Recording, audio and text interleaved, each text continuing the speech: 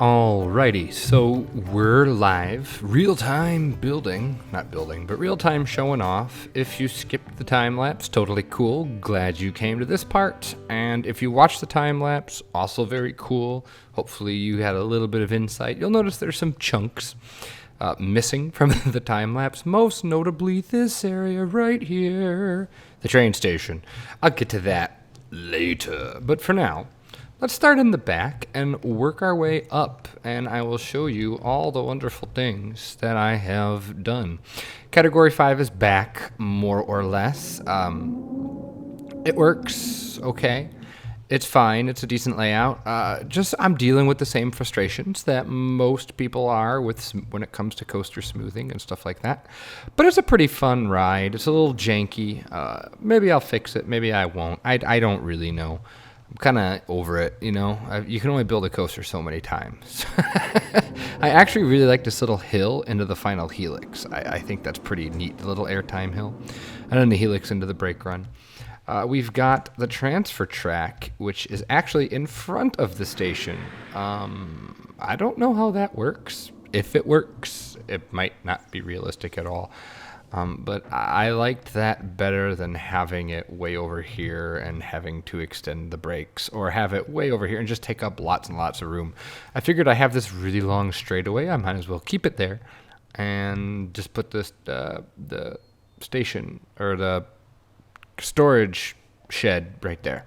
So we'll dress it up and make it look nice from the peep view. The queue snakes around it, so I'm working, one thing that didn't make the time lapse, I'm working right here on a fence, kind of like one of those like impenetrable can't hop it fences, but still decorative kind of wrought iron things. So that's what's going on there.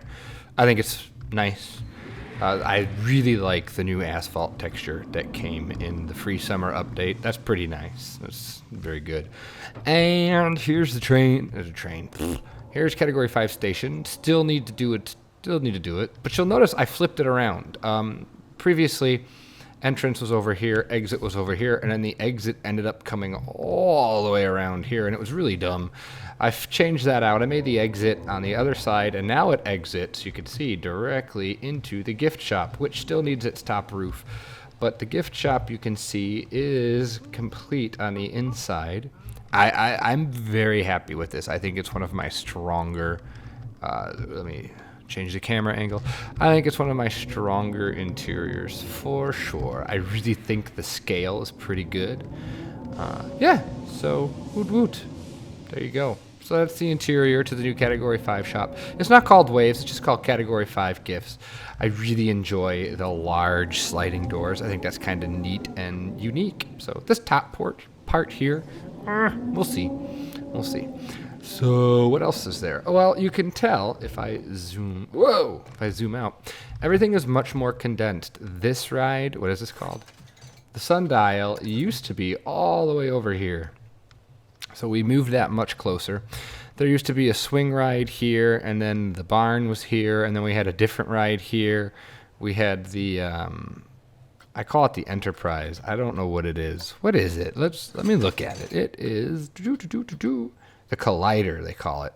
And just here, let me show you why we changed that out. Look at how huge that footprint is in comparison. I didn't like that there. So we put the chair swing there. The Collider will be coming back somewhere in the park, but not there. And with the smaller footprint flat, I was able to really condense this area. And this is much more closer to the original now. So that's pretty cool.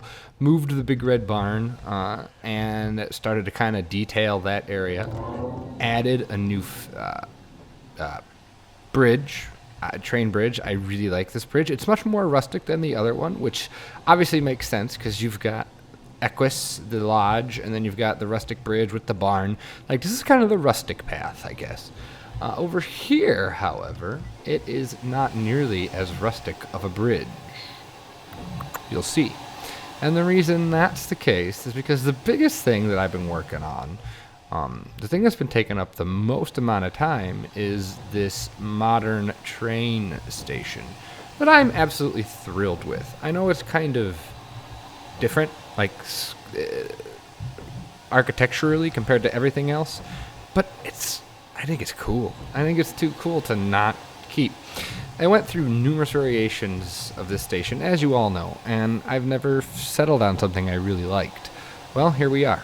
I really, really like this, and maybe the story is that they held a contest to see who wanted to design a new station for the park's 30th anniversary or something like that. I don't know.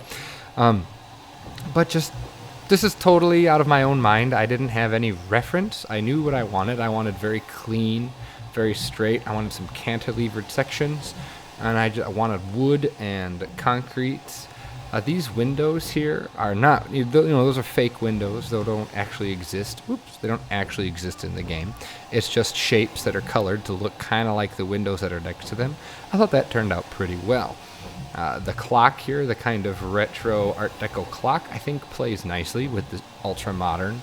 And then our little signage, Conifer Railroad. This is the main street stop. And we'll have some more stops throughout the park. So just kind of zooming in on some of the details here. The interior is pretty open and bland because that's kind of how a train station, I think, would be. Yeah, not much else to say.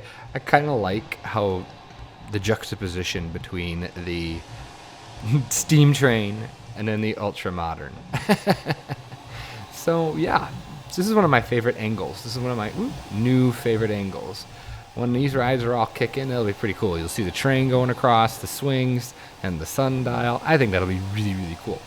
So I'm actually very happy. Now that I've gotten back in it, I've had a huge kind of, well, you could tell I've done quite a bit in just a couple weeks. So yeah, I think it's solid, and I'm looking forward to finishing this up. Hopefully we'll have like one more rebuild video like this where we do a time lapse in the beginning and then a real-time section here at the end. But then we'll be back on track, and we'll go back into the normal kind of layout for the episodes, normal formatting. Once we're done with the rebuild, we'll jump back in. So that being said, if there's something specific you want to see more of in the next episode, let me know, and I will try my best to show you. Other than that, thanks so much for all your continued support here on YouTube, all the wonderful comments about what to do and all that kind of stuff, and as well as all of your support on Twitter and everywhere else on Shy Guys World. So thanks so much. It really helps drive me to keep working on this, and I've hit a really nice creative patch here, so hopefully it'll keep going. So with that being said, I'm gonna sign off. So have yourself a great day, a great night, great whatever, and we will see you for the next Conifer Slopes rebuild video. Take care. Bye bye.